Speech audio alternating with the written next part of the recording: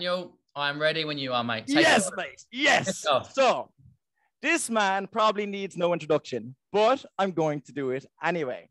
His mission on this planet is to make the world healthier, happier, and fitter. And look, if that's not something we can admire and respect, I don't know what is. Trinity Entrepreneurial Society, could you give a big welcome to Joe Wicks? Thank you.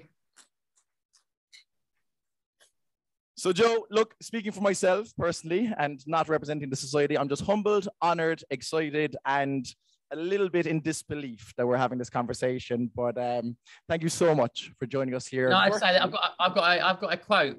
If you're going to miss the bus, miss it running, right? And because you reached out, you know, put it out there into the universe. I read it. I said to Mariana, I really want to do this. Set it up, and here we are. So thanks for reaching out and for making it happen. Thank you, mate, and thank you for having your contact information on the on your website and online for us all to see. But you know what? I was on a rowing boat on a lake in Killarney when I got a Gmail message saying Joe Wicks is interested. I was like, holy shit! But here we are.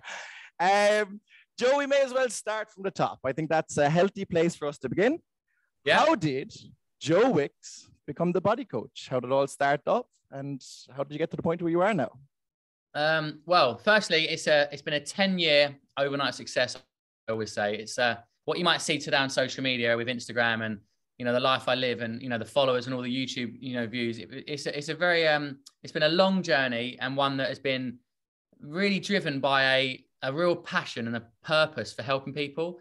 And when I think back to my first ever kind of start out in fitness, which is really, I want to just be a personal trainer. I want to work for myself. I want to train clients one-to-one. I want to be busy in my little town in Surbiton and Richmond, and I want to have a boot camp. And I'd love to know that I can get a group of people in my local area exercising. And that was really my start. That was the start for me. I sat down on a piece of paper.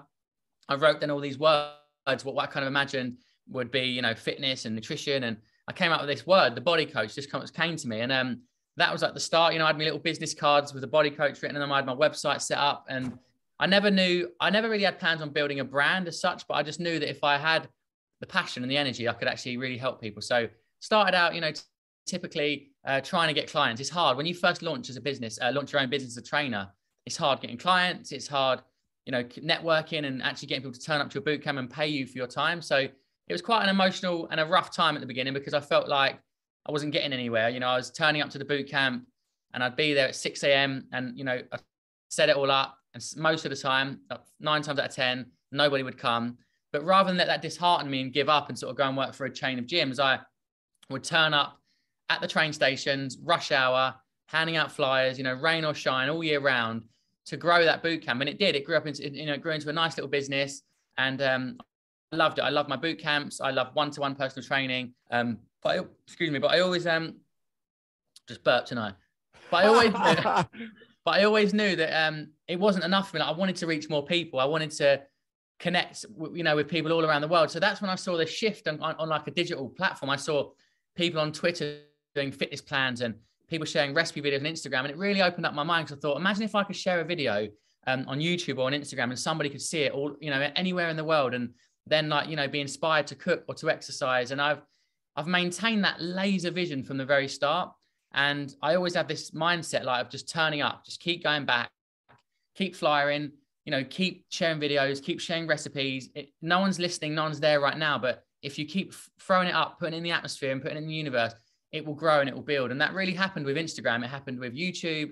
And obviously, if you fast forward to today, I've had an amazing publishing career with cookbooks. And then obviously PE with Joe is my kind of highlight. It's my true, my proud achievement and my true kind of real purpose coming to life, which was getting 100 million people through a pandemic exercising, engaging with fitness and boosting their physical and mental health. And I think there's been a big shift in my narrative and my mission, I suppose, has changed a lot from being about body image to really being about mental health, now about changing the way we feel. So now I'm talking a lot about how exercise changes how we feel, how we need to keep ourselves active to look after our physical and our mental health. And so I think it's been a long journey. And I think at the core of it, if you follow me from the start, you'll know that I really have stuck to that mission of just helping people.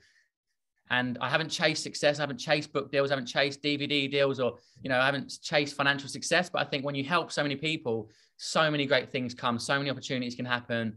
And that's really where I am today, I think, 10 years on. And that's so amazing. And like, you say 10 years is a long time. And I love that phrase, I was an overnight success after a decade of work, but you've achieved so much in that 10 years at the same time. I know a decade is a long time, but for what you've achieved, it's inspiration to anybody that's in this room, myself included, to think what could be done in the next 10 years. I also love that your mindset and your philosophy and your goal hasn't changed, no matter how successful you've become. That laser vision, your words, it's like what Simon Sinek says with the, start with why. Don't let your why go fuzzy. And you haven't. You've been authentic and genuine all the way through, which I think is rare, but very cool. Thank you, mate. Yeah, I think it's when you're naturally driven by a real desire to help people, and I've got an amazing business, right? I've got this tech company essentially now, which is the app. And I've got an amazing subscriber base. It's an amazing, healthy business. But what drives everything and what really fires me up is the free content. It's the YouTube channel. I get up to 10 million views a month on my YouTube channel. So although I have this business, at the core of things is actually sharing. My ethos is fitness for all and accessible to everybody, regardless of your age, your financial status, where you live, what equipment you've got. And that's kind of when you really believe that and you focus on that, then everything naturally grows. Everything flourishes because people are finding you in different ways. They're finding you from Instagram. They're finding you through a blog or a newsletter, or they're finding you on a random YouTube video that they saw through the YouTube algorithm and stuff. So it's just an amazing thing to see that I went from being this really struggling trainer, like everyone, it's hard and it's demotivating and you want to give up. But I believed in my mission. I've just been true to that. And now, I reach millions of people a month. So it is a case of self-belief, I think, more than anything, because I could have given up so many times. For sure. And a guy as qualified and as competent as you, like, you would have got into any gym franchise or reverted back to your following physical education or in schools. You'd be so well got. But to stay the course and to have that grit and stick with itness, that's what it's inspirational, because that's what got you where you are. And you could have easily tapped out and got sick of flying in the rain, and and credit to you. And again, it looks so amazing right now, but nothing like that happens without the work that you've put in. And right. And that's the inspiration. But social media, you just said you just said stick with itness. Did you say stick with itness? Yep. Because Coach Kavanagh, John Kavanagh, the UFC coach, he's got one called stick to itiveness, which is like, have you got the ability to stick to it when things get tough and you're getting smashed up, or you're getting losing and you're getting defeats? Have you got stick to itiveness? And I think that is a key element of a good entrepreneur, to just not give up and just to keep coming back and finding ways through. Never like thinking, oh, it's not working, there's no traction, give up. It's like, no, find a solution, find a way around and get people's attention. I'm with you on that. And like, all of us have skill sets that can be transferred into a corporate environment or an employed environment. But I think what separates the really successful entrepreneurs is the ones from the others is that you just put the head down and you keep going and you don't give up. And I think eventually, like, with confidence and with that grit and determination, I think success is almost guaranteed if you follow your passion and just don't stop. Would you agree with that, Joe? I think so. Yeah, I think that's true. Like, I think it's about self-belief and truly believing in what you're doing, and also believing that you have to add value, that you're going to create change or create something like a product or a service is going to really help people. And when you do something that helps people, it spreads. Like, I always say this about content, good content is always found, or it's a book, a Netflix show, an Instagram post, that it's shared. So keep adding value, keep sharing good content, keep, posting things that are valuable, that are going to help people. And then I think when you build community, then you have an amazing opportunity to really release products and businesses around that. Like, I think with me, obviously, I was one of the first really to get a big book deal, a major book deal. And then obviously now people can go, well, if I get followers, I can get a book deal. So they're going in with it probably with a more sort of business focused narrative. But if you strip that back and you just focus on the actual mission and the purpose of what you're trying to achieve, the business opportunities will come. So build community first, engage, encourage, promote, a two-way conversation. And then that person is already a fan of yours. They will love you and they'll support you. They'll be the ones pre-ordering your books, signing up to a subscription service, or buying your product. So it takes years to nurture that relationship. Like, it's not like someone doesn't follow me and then a week later they buy the app. Like, they could follow me for 2 years. They've done Joe for 2 years, done all my free content. And suddenly one day they go, you know what? I'm going to give this guy's book a go. I want to support his new book or watch his documentary. So it's a long journey sometimes with community that you've got to really believe and believe in have a longer horizon for it. I'm with you. And like you and I are, you know, a similar age, Joe, and you and I would have grown up with a lot of social media platforms, you know, coming into their fore. And, you know, everything that we've mentioned so far in terms of community, we've been referring to either directly or indirectly to social media. So, yeah. And you mentioned as well when we were starting the story as to how Joe Wicks became the body coach, you made reference again to social media. How important was that for you? Is that for you? How have you used social media? And like, how would things have been different if you didn't have social media? Social media completely changed the game, especially in the fitness space. Like, because before it was like, as a personal trainer, you would trade, you know, time for money. You'd have like, say, 20 clients a week and you'd be burning out, or you'd have like a boot camp and you'd be, you know, getting a good hourly rate. But again, it's time for money, and you can only have, there's a ceiling, isn't there? And it's a very physical, exhausting job. So I knew that I was going to burn out doing that every day. And then when the digital space came on, you know, trainers were able to create like digital products, like a PDF with recipes and meal plans or YouTube videos. And, you know, people could monetize that in a way that allowed them to reach more people, have a nicer lifestyle, not burn out, and be able to actually really reach different territories as well, way beyond your neighborhood. Because as a good PT, like normally you're known in your local area, like, oh, Joe's the guy in Richmond, get in touch, he's your man.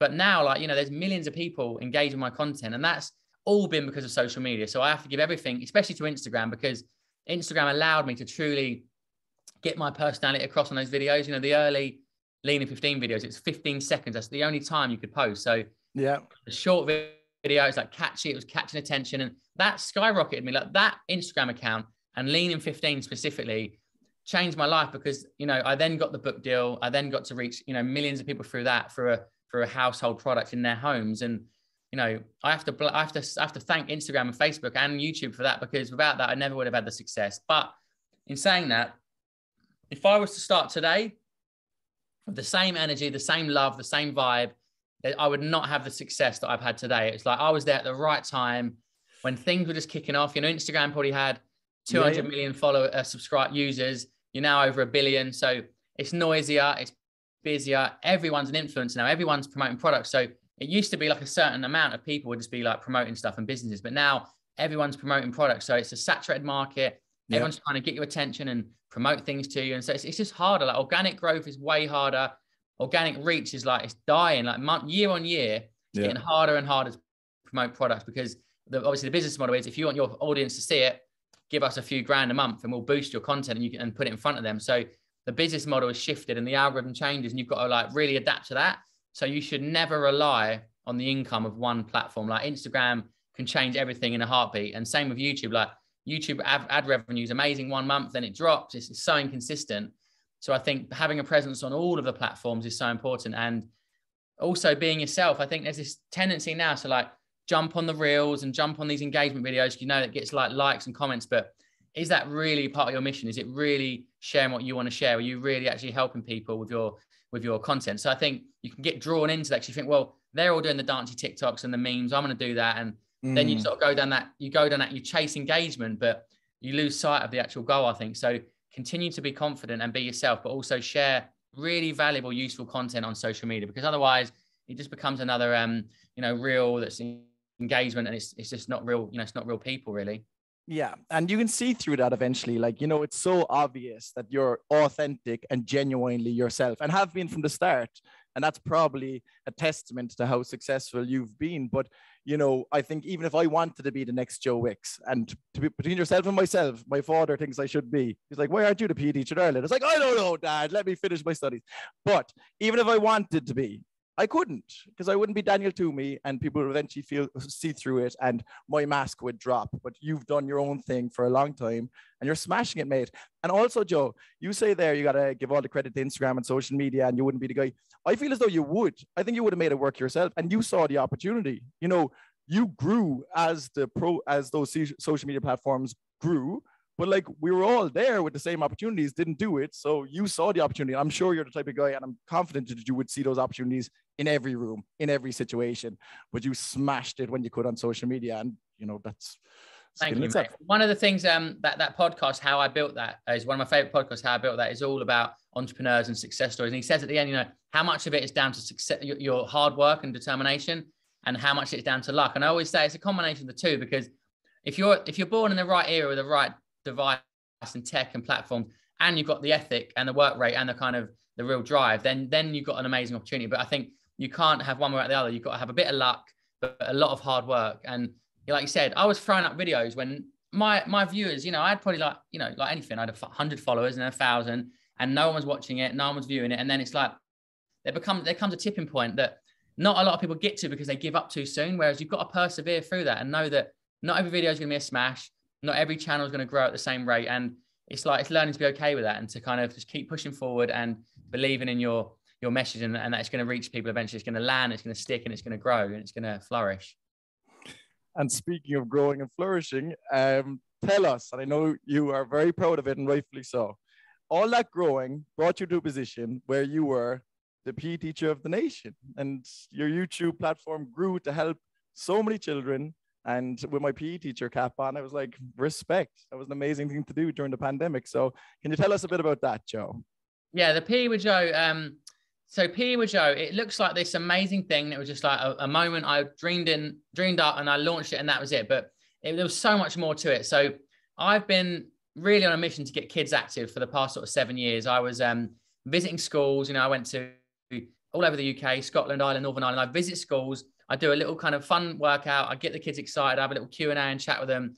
And I saw that I was able to connect with them and able to make them laugh and able to make them feel a little bit inspired. And I thought, what an amazing thing to do. And I wanted to scale that. You know, I was thinking, how can I do this in a bigger way? And so I started doing the odd like Facebook sort of Schools Fitness Week and YouTube Schools Fitness Week, when I'd get like 1,000 views, you know, maybe 1,000 schools or a few less would do it. And I loved it. I was like, this is incredible. I'm making a dent. I'm having an impact.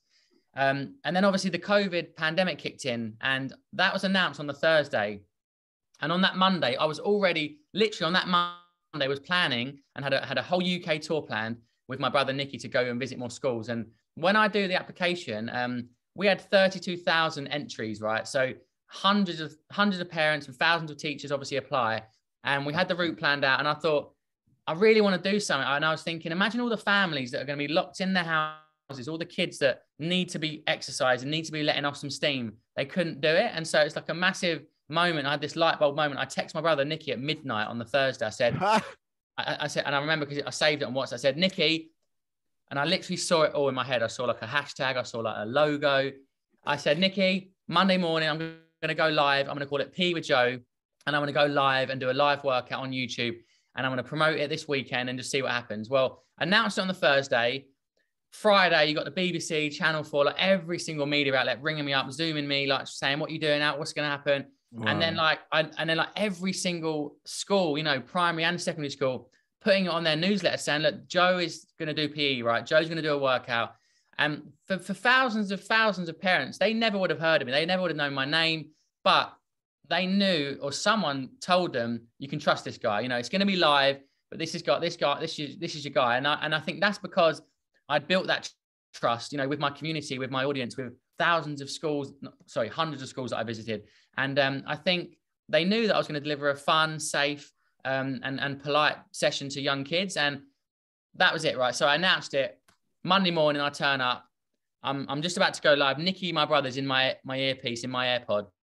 And he rang me, and I'm like taking a call on that. So he goes, Joe, oh no, this is big. I was like, what do you mean? He's like, we've got 200,000 live streamers. Wow. Goes, we've got 400,000. He's like, oh no, Joe, this is big. I'm like, what? He's like 600,000, 700,000, 850,000 live streams, right? Wow. So I'm like, my heart starts pounding. I'm like, this is ridiculous. Like this is more people than I could ever imagine. And that's obviously individual live stream links, right? And I was like, right, I'm just going to jump out, do my thing. I was super nervous. I jumped out.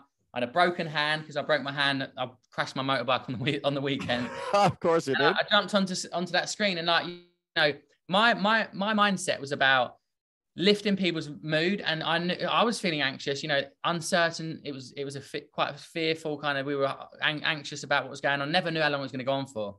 I went live, camera ended. I was like, wow, that was amazing. And the second day, obviously there was even more. We actually had 954,000 live streams, which is like a new record for a live HIIT workout. Joe, there are countries with populations less than that. That's incredible. Yeah. And I was like, you know what, this is amazing. And I just felt like my dream came true in a way. Like I didn't want it to be in a pandemic, right? Because I didn't want it to be that situation. But my vision and my whole dream was to engage young children in fitness. What better way than doing it during a pandemic when they had no choice but to just take part, even for one session, just give it a go. And you know, it's like I manifested it, and I had 100 million views over all those workouts. I did it for 18 weeks, then obviously into the second lockdown and the third lockdown, and it was just an amazing time. Like, I'll never do anything with more impact than that. Like that is my legacy. That's my career defining moment, and I want to continue working with children, but I still think that will always be the thing that people remember me for. Oh, wow. And if that's your legacy, you know, very few of us will leave a mark like that. And it's just amazing, Joe, amazing. And I'm sure you'll be remembered for lots of other positive reasons. But if that's it, well, mate, you just smashed it. Thank you, mate. Tell us about your app, Joe. So the Body Coach app. So like most of the audience here would be involved, interested with entrepreneurship and involved with the Entrepreneurial Society. So, yeah, you know, in the times that we live in, and with everything going online, and the emphasis on having you know, an online presence, and as well as the touch and the impact of what we make face to face, we need to have a tech background and we need to have things online. Yeah. Tell us about your app and how did that come about? How did you develop it? Where did the idea come from it? And what are you using your app for at present? Okay, well, I'm super proud of where we are at the moment as a business because it's evolved so much. So in 2015, alongside all the kind of Instagram videos and the book deals, I had a PDF, like a really primitive kind of online fitness plan, if you like. So it's like a document you get emailed. Each month you got new recipes, new workouts, and they were sort of just written workouts. So really basic. I then improved that over the years to make more like a digital experience. So I included like nice imagery, YouTube links to full workouts that I did. And that's been an incredible business, you know, a really, really amazing business over the past sort of 6-7 years. But then just before the pandemic, you know, we were like, we need to turn this into something, we need to make this digital, we need to innovate, and we need to kind of, you know, have a digital transformation of the product. So we hired an amazing agency in the UK called Us2. We got an amazing branding company called Poto, who they redesigned the Airbnb logo, they're amazing branding agency. So I rebranded the Body Coach, invested in that pretty well, and then I invested in the development of the iOS and Android app with Us2. Now it's amazing. Like the first year, unbelievable amounts of people doing it. You know, we have a massive an amazing retention rate as well. So like after the 1 year, obviously a lot of people do churn and they leave, but the retention was above the industry standard. Like over 51% of people retained, which is an amazing thing because it means they love the product. And what do you put that down to, Joe? What would you, if you were to put your finger on it right now, as to why you were getting that return customer and people were staying on? Why do you think you're so successful in that regard? I think it's just an amazing, like the design. I mean, it's rare that you get you know, it's got 4.9 star or 4.8 stars in the App Store based off of about 50,000 reviews or whatever. So it's an amazing, people are really, really enjoying the app. They're using it, they're engaging with it. They're obviously using the workouts, they're doing the recipes, and every month it unlocks a new kind of plan. So new recipes, new workouts. I also do live content. So within the app, I stream exclusive workouts live. It's just a mechanism of like, get through the month, get new workouts, progress. You know, we track your mental health. We ask you questions about your sleep and how you're feeling. So it's not just about the before and after and the physical. I think that's quite unique about it. And also they just love the workouts. Like I meet people on these book tours. They're from 17, 18 years old up to 70-year-old people doing my videos. And so I think it's really, I think it comes down to my content and, you know, the videos that I do and stuff, but we've now gone through a complete transformation. So I went to America for a few months.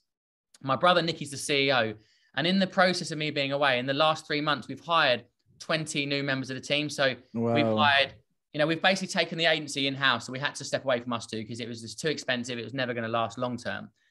We've got a head of finance, head of people, a CTO, you know, head of product, engineers, like really senior people that I have nothing to do with because all I'm good at is being me, right? All I can do is film my videos, do my content, share my inspiration. You know, I do a lot of obviously social media marketing and stuff, and that's what I'm good at. Yep. Nicky does all the process stuff. He's a CEO. Like, he's amazing. And he's now got a team in place that are going to really push it forward and take it to the next level, because, you know, it's amazing. Like, I've got people all over the world subscribing. There's a monthly subscription, a quarterly, and an annual. We do 2 offers in the year. We do like an offer in the a Black Friday offer and one just before summer. So we get 2 kind of massive spikes of new annual subscribers, and just a really healthy business. You can predict the ups and downs because it is very seasonal. There's obviously dips like with fitness and stuff. Like, you know that Jan's a pumping month, March tails off a little bit, April tails off, then June, July, August, it picks up. So it's just like, we're learning from the data. We're improving the app every single week and releasing new features. Now, honestly, I've invested every single penny. I'm not lying. Every single penny we've turned over this year, I've invested back into the product. I've not taken a single dividend because I want the user to enjoy it more. I need the content to improve. I need to have Android. I need to have casting, you know, Apple TV. Like, I just see it as such an opportunity to build a really incredible digital business that I'm not in it for the short term. Like, I'm trying to build a legacy brand that will live on beyond me. And when you know, and it sounds like you know, and you've gone all in on it. And, you know, with that sort of commitment, again, there's no chance you will fail. It's going to work out. And would you have, I know you said the different types of subscriptions, and would you have tiered? Would there be different types? Like, if I wanted to, let's say, join up for 6 months, but one of my friends here or colleagues wants to join up as well, but maybe not for the same package. Is there different kind of tiers and packages? So at the moment, it's just like there's 3 price brackets. It's $14.99 a month, or it's like $89.99 for the whole year. So the annual obviously is much better. And then when we do a discount, we do like a £30 off. So you can get it for $59.99 for the whole year. Which is like a $5 a month. Really good offering. But I suppose, it's just what at the moment you've just got there's different options. So there's beginner, intermediate, and advanced, and then there's like veggie, pescatarian, mixed, and vegan. So there's different plans in a sense. But the ultimate goal is to have multiple trainers on there. You know, filtering, allergies, gluten-free, dairy-free. You know, different workout types, different trainers, and you know, like the Peloton, you know, that model is amazing, right? They don't do the food, but they've got the trainers, they've got the different content. And I see myself as, you know, a potential, you know, global company. I don't think we're ever going to have like millions and millions of subscribers, but, you know, I still think, you know, I'm proud of what it's doing now, even, and it's not really about, I don't get that excited by like overall downloads. It's more like active users, what gasses me up. So if I know that I've got 200,000 or 300,000 active users, that is a win because I know they're using it and actually enjoying it and they're getting healthier. So I don't really chase the scale. It's more like depth of engagement and also active subscribers, what I really care about. Awesome. And like, if that is your goal, if that is what gets you going, like that active user count, well, you can't do that without technology, right? And that's why you brought those boys and girls in-house from when you were out working with the company that you were hiring from. It's like, it makes sense to bring them in. If that's the future, let's go hard. Yeah, they're amazing. Now, us two have been incredible. They've helped us with the hiring and the transition and the handover, but yeah, we're now having it all in-house. We've done an amazing recruitment. We've got a really diverse range of people as well. Like a lot of women as well. It's hard to get women in tech, and we've got some amazing, really smart girls as well in the company, which I believe I really want to see that. So we're actively recruiting for diversity as well, which I'm so passionate about. Yeah, so it's a slower process, but it's really worth it in the long run. Brilliant, Joe. And you know, that tech stuff, it wouldn't be my bag either, but it's the fact that you're aware of that you're bringing in people that are experts that can help you and to bring what you can bring to the world that nobody else can, but they're allowing you bring that to light. And we're aware of Joe Wicks at the level that we are as a result of those people who are brilliant at what they do. And that's what it's all about, right? And that's why we all need teams around us. Super.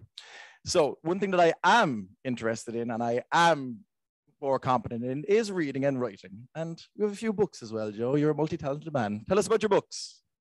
Yeah, so I'm obviously, it's a mad story when you think about it, because if you follow me from the start, you know, I was just a trainer in a park and I had my iPhone. And for some reason, every single day I would get up and I'd film my breakfast. I'd hang out the window.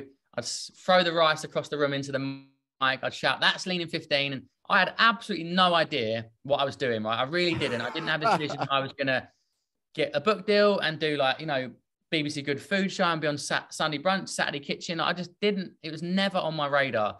But once I realized I was building community and I'd 50,000 followers when a publisher reached out and said, we'd love to do a cookbook. And so I was like, well, I'll come and have a chat, but it's not really for me. Like, I'm not a chef. I don't know how to cook that great. And also I've never written a book, but you know, thank God I went in and did the meeting, because I then got a literary agent who took me around all the different publishing houses in the UK. So there's like 10, I went to about 10 different people in one day, and they were essentially pitching to me to buy the deal, to buy the book, you know, buy the concept for Lean in 15. And it went to a blind auction. And I got a life-changing amount of money for me at the time. It really was life-changing. And, you know, I've done 11 books, and I've sold 4 million books, right? Which is really mind-blowing, but considering I was just like on my phone in the kitchen. Yeah. And that was without, you know, traditional TV really. And so I think it's just an example of like, when you have a connection with an audience and they really believe in what you're saying, they believe in the transformation, they believe in the story and the message that you share, and they see that you really do live that life, they will pre-order your book, they will support you, they will be at your book signings, they'll be there saying, thank you, Joe, for changing my life. And that is something that, again, I never planned on, but once I had the ability to connect, it's like, why not release a book? Why not give it a go? And why not do a DVD? Why not try and release Pots and Pans? Give it a go. You know, why not? Why not? Is right. You know, not everything works, not everything's a success, but you've got to have a try at least. You know, have a try and see how things go. And the publishing thing has obviously been my biggest success, I think, because it's been on such a huge scale. It's been insane. And so great. And they came to you. You know, it's like they saw the potential. You backed yourself, and now all of a sudden we have all these amazing books in the world. My favorite are the Burpee Bears, Joe. I'm not going to lie. The Burpee Bears, they're my fave. Yeah. So this is another, my life seems so random, and it looks like it's all perfectly planned out. Like, have a kid and do a weaning book, you know, do a children's book. But I didn't know I was going to do a weaning book. But when I thought I need to learn how to feed my baby, right? And so I partnered with this amazing nutritionist. And then I was like, right, well, I'm sharing all this content. I built an Instagram following with nearly 500,000 people in the space of about a year. Again, the publisher said, why don't you do a weaning book? Call it Weaning 15. So, you know, that really, and it is it's the second most successful, you know, weaning book of all time, because I shared so much free content. I built that audience. And then, right, when you've got that book, they're like, they want to see it. They want to read it and support it. So, and then the same thing with the children's publishing. One of the things I love more than anything is reading books to my children at night. And I do it. It's not a non-negotiable. I put everything down. Nice. I read the Gruffalo and Stickman and all the classics. And love that. And they were like, why don't you do a children's book? Why don't you do a kids book? So I had an idea for a family of bears called the Burpee Bears. And yeah, they're like an amazing family. They're active. You know, it's really the same message I share with you on Instagram as an adult. It's like the same story, but for a child to understand how food, how fitness, how movement affects our mood as a family. Nice. And again, it's a part of the mission. You know, the ready meals at the supermarket was not a part of the mission, and I walked away from that. But doing a children's book about fitness and nutrition and food is totally in line with the mission. So it's a totally natural fit. And because of that, it's successful. Nice. And it absolutely is. And and you're just actually after coming off another book tour, right? Yeah, I've been all over the place. Yeah, I was up in Edinburgh. I started in London and ended in Edinburgh, but I didn't get to Ireland this time round. But yeah, it's pretty chaotic. Like, I was in a car, straight to a book signing, jump in the car, another meet and greet and a Q&A in the evening. So I'm burnt out now. What you're seeing me now is at my tiredest. I'm pretty run down now. Oh man, well, for me and from this society, I'm so grateful that you logged on to us, Joe. As tired and all as you are, you're entertaining us and you're providing valid and useful information. So I appreciate it, mate. Thanks for that. And right. So look, the story you've told us so far, right? Inspirational, unique, and, you know, something that we can all aspire to, perhaps, if we're interested in starting something of our own and leaving our mark on the planet once we leave. What were your major lessons? Like, if you were to look back and you're saying, you know what, Daniel, if you're going to start this journey 10 years after I did, these were a few lessons I learned along the way. If I had my time over, I mightn't have done this, or I might have done this a bit differently. When you look back over the last decade, Joe, maybe some hard lessons, or maybe some lessons in general to a group of entrepreneurs? Oh, that's a good question. Well, thank you. I've lots of them. I think the most important thing the lesson I've learned is that you have to truly stay focused on your mission, and don't let it become about scale and numbers and people, and just like focus on, I have this really easy mindset of just like one person a day. I think if I can motivate one person to exercise or get one person in the kitchen cooking, that is to me success, right? And because I think with that mindset, that narrow vision, I don't get distracted by $100,000 brand deal with Lucozade Sport, right? Or, you know, an energy bar, or, you know, this supermarket deal, which was amazing. Like, money was amazing. And I thought, wow, for a second, I thought maybe I should do the supermarket deal, until I saw it was frozen ready meals and microwave dinners. And so I literally slammed the door and said, look, not for me. So I think I've got that vision. And I think it's easy when you start growing a following, or you start getting a business, to get drawn into all these other things. You think, well, I'll take it. You know, there's an option there. There's money there. And you sort of get probably blinded by it. And I think the people I've followed on social media have done that. They fade away pretty quickly, because you see that 1 minute they're promoting a sports drink, next minute it's a travel company or a makeup product, and you sort of think, actually, like, you've got confused and you're lost. You're doing different things. You've lost focus. And so the biggest thing I would say, is truly stay focused on, you know, and if it is a business or a product, that's fine, or a service. But again, try and think of it as like, is it really helping people's life become easier? And I think because of that, I think everything comes off the back of that, and everything sort of comes magnetizes towards that. Another important thing is, I think, hiring people. You know, don't be frightened to hire people and to bring people on that are smarter than you and that are going to help you, because I think in the startup life, it's like, I'll do it all myself and I won't spend any money, and I'll just burn out and I'll try and do everything. But that, again, is also detrimental. I think me, like, having Nicky, he's my best man. He's my best mate. He's my brother. He's the smartest guy I know. And he's learned and developed on the job. Like, he was a journalist. He was just an editor of a magazine, like, but he's got this amazing storytelling ability, and he truly understands me, and he is on my page, and we have the same vision. Having him, and then hiring smart people, like not being afraid to commit to that salary and go, right, bang, I'm going to get him in, because that's going to make my life easier, free up my time. So I think hiring is really important, and hire for culture too. Don't hire because they're the smartest or they've got the best credentials. I think sometimes you can hire someone and they don't fit in, and 6 weeks later, you're like, I wish they weren't here next to me. Like, we've really, through this whole recruitment process, we have literally had that in mind, that we want to work with people that are fun, that are just like really motivated, and that are like on that mission as well, that are like truly focused on that. And I think we've got that. I think we're building that now, that culture. So they were my two best bits of advice. Nice and solid advice.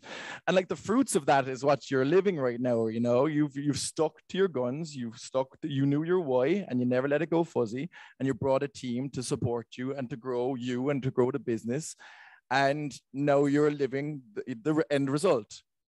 What is the favorite thing about the end result? What is when you wake up in the morning and this is your career and this is your life, and you didn't take that job and you stuck to the guns and you kept your why clear, what's the best thing about life right now for you as an entrepreneur? For me, like, without doubt, you know, it's the impacts I have. It's the real impact. It's the human connection, basically. So it's the human connection with other people. And I've just felt that a lot on this tour. So the virtual stuff's great. I do love filming workers for the app. I love that I can do a YouTube live and there's hundreds of thousands, but there's no smiley faces, no energy, there's no love and gratitude, no connection. So when I do the UK tours, whether it's a Pee with Joe tour, you know, or a Burpee Bears tour, or even this recent Feel Good Food tour, the book tour, like, I get to meet people and they travel 2 hours, 3 hours. Some people flew from Mallorca to see me, basically to spend 30 seconds or a minute with me, just saying thank you for getting me through depression, through getting me through an eating disorder, through changing my body image, through getting me off of a low calorie diet that I've been on for 20 years. And then that is so unbelievable. It's hard to explain what that feels like, but, you know, if everything went tomorrow, as long as I've had an impact on people and I can still do that on a regular basis, I think that's where I think I'm anchored in that. I think that's where my foundational happiness comes from. You know, I love living in this house, but I love living in my flat in Surbiton. I've always been content at where I am in life. Yeah. Now, I'm not someone who's like, well, I need a new car, I need a bigger house, I need more money in the bank. Like, it's just not something that I really focus on. And I think because of that, I've managed to stay focused and, you know, be content, because I think entrepreneur life is like, you're constantly chasing targets and growth. And like, especially if you start raising money as well, and you've got VCs on your back, like, you're going to feel a pressure to constantly grow, and you maybe never going to stop to appreciate what you've got and to be like present. And so I think that is the biggest take home I've had, that, you know, I am so connected with my audience still. Like, I spend 9 hours, a bit less, sometimes 8 or 7 hours a day replying to people on Instagram. I don't need to do that. No. But I do, because it tops me up. You know, it tops me up. And nice. I send voice notes to people, and people will never believe it's me. If I stepped away from that, and I just focused on the money in the bank and the subscribers and the retention and numbers, I wouldn't be motivated. I'd soon fall out of love with it. I really, really would. That's just my personality type. So that's why the tours, I see it as it's work, but it's also my chance to like really top my energy up and get me refocused. Because now I can have a month off, I can come back and I can go bang, May, June, July, August, straight back at it, and just keep reaching more people. Like today, I didn't share it on social media because I didn't want to promote it, but I visited a care home in Sutton, and I did a workout of a 100-year-old lady. It's her birthday today. And I mean, how many people can say they've got toddlers doing YouTube workouts with Hey Dougie and a 100-year-old woman doing their senior citizens chair workouts in a care home? She's got dementia, and she sat there in her chair. She had her head down. She was exhausted. She wasn't responding. And I was just sort of waiting for her to warm up. And I put on some music. I put on her favorite song, which was New York, New York by Frank Sinatra. And I started moving my knees up and down on the spot like this. And I started clapping. And as I started putting my hands up, I looked around and she was literally, and she woke up, you know, and that is the thing I love. When you see someone with dementia and Alzheimer's through music and a bit of movement, like their brain, something connects, that I love that. And I drove home actually, and I left a voice note on my brother's phone and said, we've got to do more. Like we've got to do more. Like the app we love, the business great, but we can do so much more in the free content space. Yeah. Schools with, you know, care homes with the NHS, with basically what I've realized is, and all of the staff there that were caring for these people were really, really unhealthy and overweight. And you can see they're struggling, like their mental health is suffering because they're caring for others. So all I see around me is opportunities to help more people. And that's what I was driving away thinking, like, this is amazing, that I'm going to keep doing this. And I've got so much more energy to give the world. Well done, Joe. Well done. And like, you obviously get that radiation and that energy from the work that you're doing, which provides more energy. And like, you found your sweet spot, man. You found your niche. And I'm so glad that you did, because the world's a better place. And if your goal is to make the world healthier, happier, and fitter, like you're doing it, you've done it, like smashed it, and just keep on that trajectory. Because that's what the world needs right now. Like that's what the world needs right now. And if that's your goal and that's your focus, and you wake up in the morning thinking about that, I wish there was more like you, because the world is a better place as a result. So Joe, I'm going to be opening the floor shortly, or opening questions to the floor shortly. So that's your preemptive warning. I was a teacher, old habits die hard. I've no problem embarrassing people, looking people in the eyes like, all right, Daniel, it's your question. Okay, that wasn't you, Daniel. I'm just giving you a warning. Daniel, I'm just going to plug my chart. I'm going to plug my charger in. Give us a sec. Yeah, no stress. Take your time. Plug it in. Right, hang on a sec. Here we go. Right, I'm ready for your questions, mate.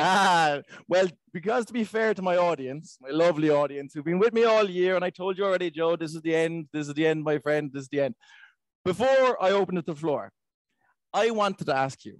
So you've inspired literally millions of people, and my question, I'm just curious, who inspires Joe Wicks? Is there an inspirational figure? Is there somebody that has touched your life in the way that you've touched so many? If you were to pick, or if there's a number of people, who inspires Joe Wicks? I get that question a lot when I do like the book signings and things. And the only people I can truly pin that to, in all honesty, is my first PE teacher at school. I mean, I loved them. The reason I loved them is because every other class I got kicked out of. I was very disruptive. You know, I was a troubled little kid, and I was the naughty kid. I was a naughty class clown, and I couldn't focus on maths and English and science. So I would be in there 20 minutes. I'd annoy everyone, I'd fall back on my chair. I'd disrupt everybody.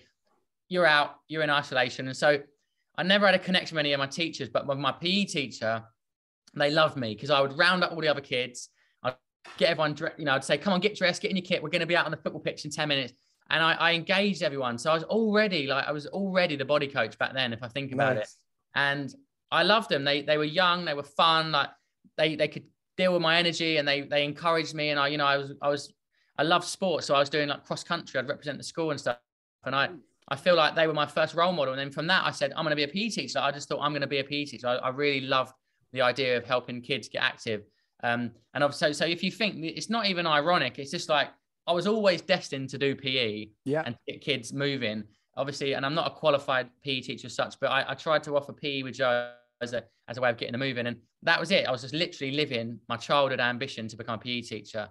And that was my kind of main goal. And that was all I could dream of. That was as big as I could dream. But in terms of a business sense and like a purpose driven like individual, I would say Jamie Oliver, because you know, I used to come home from school and watch The Naked Chef, and I just thought, this guy's amazing. Like, he's making me watch food programs. Like, he's making something that I would never watch. I would never watch Delia and, you know, like any other famous chef. But when it was with Jamie, I was like, he cut through and he got my attention. Yeah. And then obviously with school dinners, like, he got my school food better. Like, he helped me eat better food at school. Like, that was amazing. And I've always thought of everything Jamie's achieved with his restaurants and businesses. It's the school's dinners. It's the Jamie school dinners we think of. So he's a very purpose-driven person, and I've interviewed him and we've become friends. And he said that, he goes, Joe, that schoolwork I did was for TV show 20 odd years ago. I've been working on it every single year to increase the food, to improve the food. So it's not like he did it and stopped. He does it behind the scenes when no one's looking, and that's when you know someone is truly purpose-driven. Yes. So yeah, I'd say them two are two people I kind of really admire in a sense. Amazing. And look, I can't speak for Jamie Oliver, but from a second generational PE teacher perspective, my dad was a PE teacher. I'm a PE teacher. For all the PE teachers in the world, I'd just like to say thank you for that. I don't think we've ever got credit to the likes of that. So we appreciate it. I'll pass on the message to Mr. Toomey Senior. Now, I did warn you, class, there are going to be Q&A opportunities here now for Joe. So I'm going to be, you might not see me, Joe. I'm going to go for a walk, but you'll hear me and you'll hear whoever chooses to ask you a question. Is that okay, Joe? Are you going to spin the camera so I can see him? I don't know how to do that. Harry, Fionn. Yeah, they'll do it. My boys are on it. We got this. Spin it around. Yeah, no, honestly, this is that's a very fair request. I'm just very limited in the stuff that I'm limited in. Okay, hands up. Who's got a question? Yes.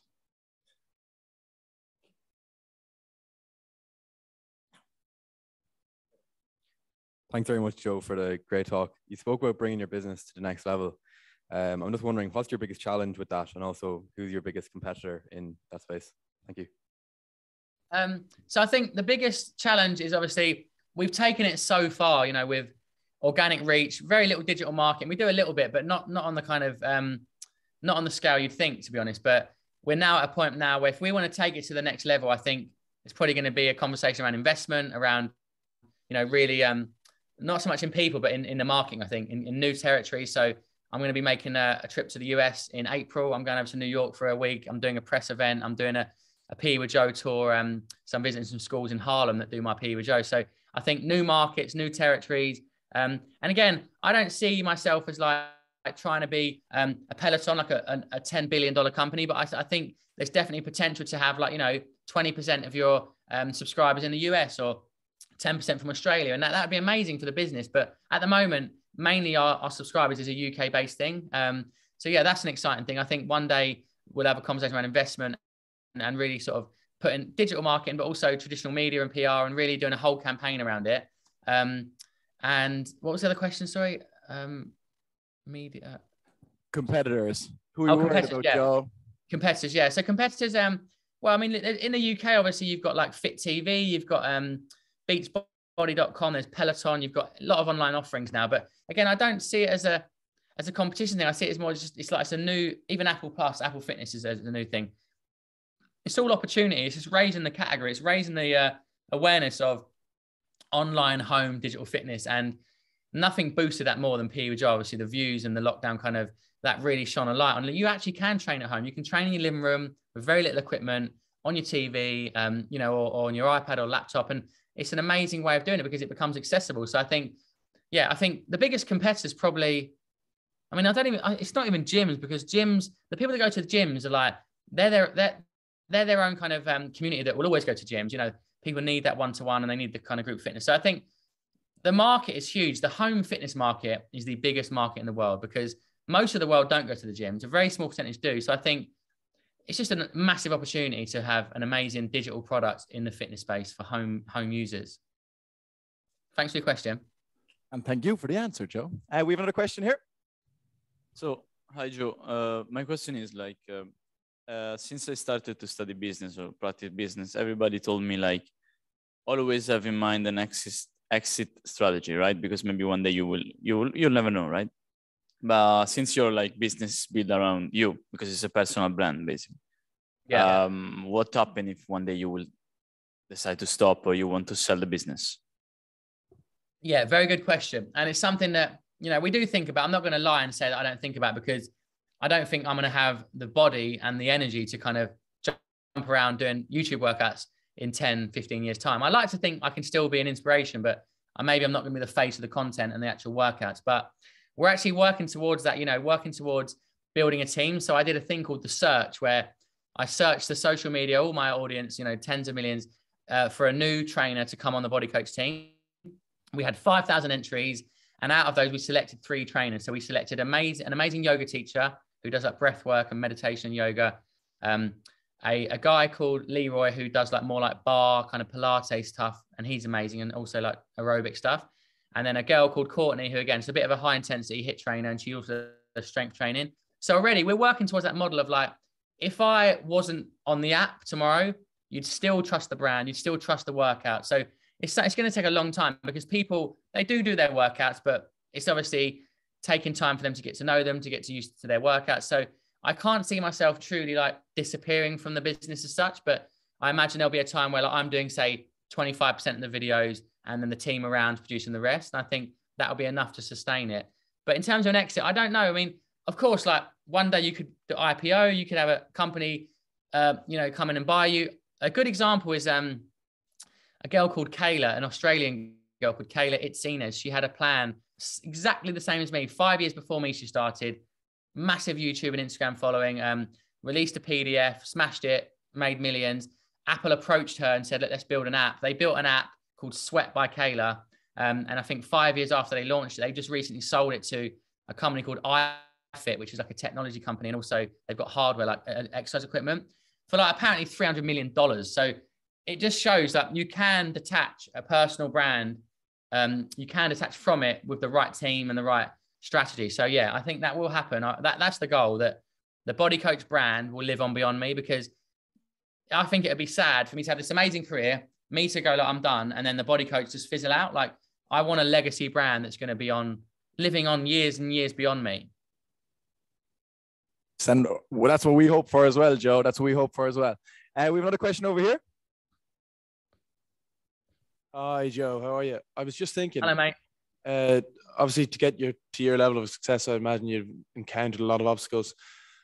But looking back, is there one tough cookie or one obstacle that you sort of go, yeah, that was a big one? And if so, what was it? Why was it? And how did you overcome it? I think there was one point, I think the hardest thing I faced ever, because I'm such an emotional person. Like, hiring and hiring is great, right? But firing and letting people go is really tough. And we had a difficult time where we were on a little bit of a dip, but this is before the app. So the PDF business was slowing down. We evolved the product. We improved it by putting video content and like a kind of chat service and an FAQ. So the need for human beings kind of decreased, right? So we had to have some redundancies, and it was just the hardest thing ever to like let people go. But I don't regret it, because in a way, like, I believed in the growth, and I believed we were going to be big and massive. And we just improved the product. And in that instance, you know, letting people go that I'd worked with for sort of 3-4 years was really, really tough. And that was like something you got to do very carefully, you know, with sensitivity and really think about people's feelings and emotions. It's not just like the P&O thing, like, you know, you're gone, you're sacked. Like I was having emotional meetings where I was bursting into tears in front of all my team because I just couldn't deal with it, and I didn't want to let them go. And to be honest, I hung on to them for a lot longer than I should have. I hung on to them for probably 2 years more longer than I really needed to as a business. But that was just me. You know, I'm very kind of sensitive to that. But yeah, that was a tough time. But again, you've got to just go for it. If you believe you're going to grow, you need the people, right? So just grow. And sometimes it works out, sometimes it doesn't. But it's all part of my journey. I don't regret anything that I've done in the past, to be honest. The only learnings, right, Joe? It's like, if it was difficult and maybe prolonged, well, we'll have that information going into the next decision. But I feel, yeah, that must have been very, very difficult for a guy like you to do. We have another question. Hi, Joe. How's it going? Thanks for the talk. I have one question, and it's, if you were starting out tomorrow with the level social media is at now, so how popular it is and the reach you were saying, what would you do? Like, would you go all platforms, like focus on one? What would be your advice? Thanks. Yeah, I mean, look, I'm always getting people going, oh, you should be on TikTok, and you should do this. What is it? What was that radio one? The conversation, like house party. And I said, I can't be bothered. I was like, I just can't be asked. I'll do enough. I'm on Instagram. I'm on Facebook. I do YouTube. I do Twitter. And I rely on all of them and they're amazing. I don't think you can rely on one. You've got to be on all of them. But I ain't got time just to jump on TikTok because it's trending and it's popular. I don't have the energy for it. So I think there's a pressure to sort of be on everything all the time. But do the platforms that you feel good on, like that you feel like. For me, doing TikToks and memes and dancing around and doing pointy videos like that ain't for me. Like, I don't want to do that. So I think I stay away from that. Although it's a massive opportunity, I just really can't be bothered to be on there. But again, you've just got to keep banging the drum. And some people get a bit of traction right away. Like, they're like, wow, your videos are amazing. It's gone viral. People are sharing it. And other people, it takes a long time. And I see people struggling. I can see they get dragged into like the reels and the trending memes and dance videos, but it's likes for likes. It's not people. It's not actually going to convert into like a paying customer or a loyal brand following. So I think I would just be true to myself, share content again that's valuable, that you got to just keep chipping away at it. But honestly, I would not have had the success if I had my same career, exactly the same, starting today.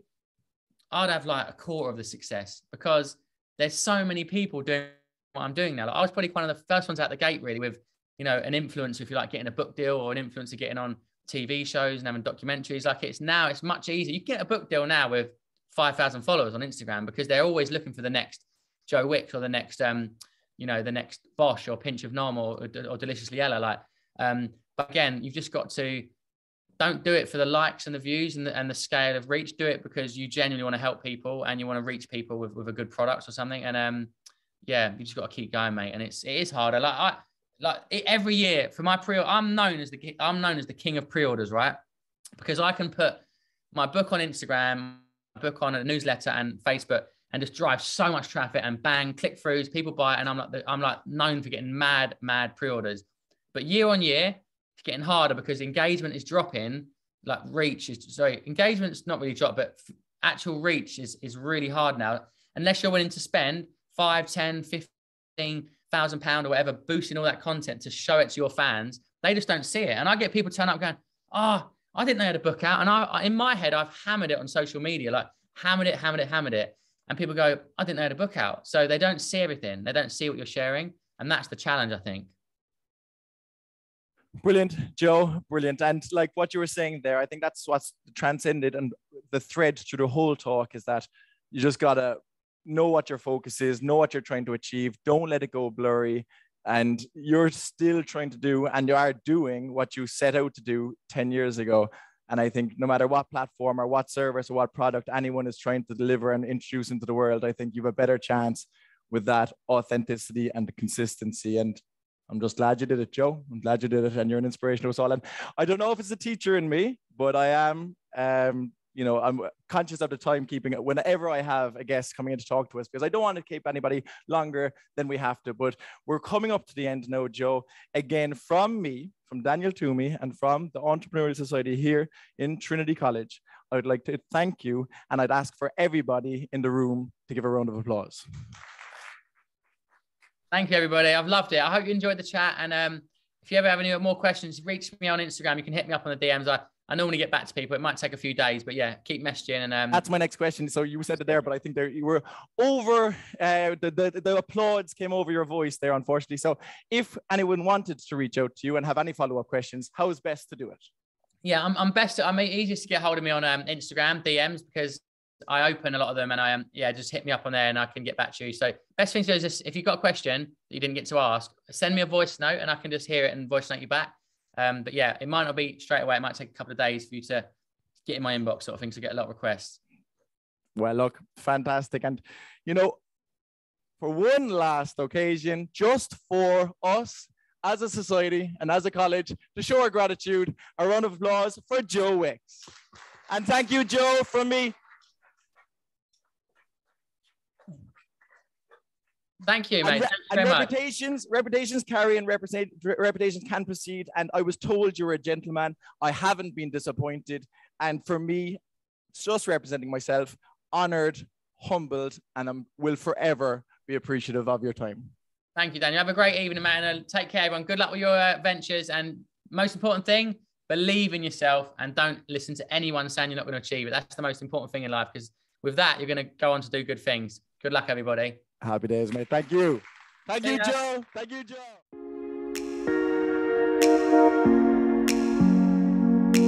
Joe.